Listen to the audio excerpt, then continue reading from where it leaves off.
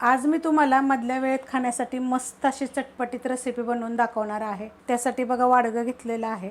एक मीडियम आकाराचा कांदा एकदम बारीक कापून घेतलेला आहे। कांदा थोडा कमी घातला तरी पण चालेल। 2 मीडियम आकाराचे बटाटे शिजवून साल काढून असे बारीक एकदम कापून घेतलेले। थोडी कोथिंबीर घेतलेली आणि एक हिरवी मिरची एकदम बारीक कापून घेतलेली आहे। हे सगळं मी टाकून घेते। त्यात टाकायचं आपल्याला थोडेसे फुटाणे, खरदाणे आणि कोणती पण जी असेल तुमच्याकडे शेव ती टाकायची त्यामध्ये। त्यात टाकणार आहे मी बारीक शेव थोडीशी। त्यात टाकायचं आपल्याला एकदम थोडंसं काळं मीठ, छोटा अर्धा चमचा चाट मसाला।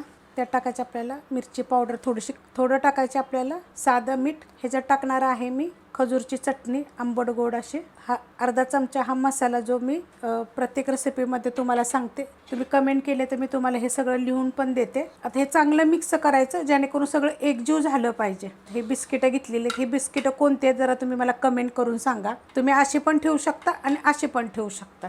आता यात भरायचं कसं तर असं एक बिस्किट घ्यायचं आणि असं दाबून बसवायचं। मस्त बसलं जातं बघा असं एकदम असं ठेवून द्यायचं। आता ह्याच्यावर टाकायचं आपल्याला बारीक शेव। आता ह्याच्यावर हे थोडासा असा हा मसाला टाकणार आहे मी। थोडीशी मिरची पावडर, खूप चविष्ट लागतात, करून बघा एकदा ना। खूप झटपट अशा मी वेगवेगळ्या पद्धतीने तुम्हाला रेसिपी दाखवते।